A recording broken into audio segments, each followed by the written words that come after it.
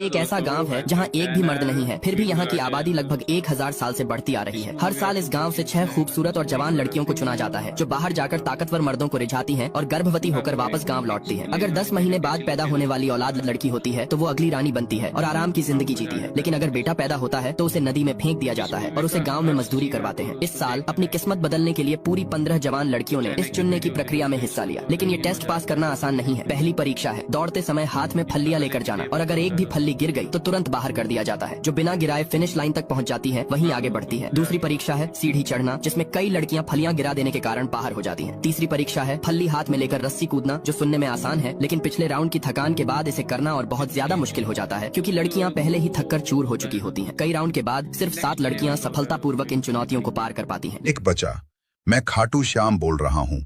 तुझे मेरी कसम है, इस वीडियो को लाइक सब्सक्राइब कर ले, तेरे सभी काम बन जाएंगे। और कमेंट में जय खाटू वाले जरूर लिख लेना।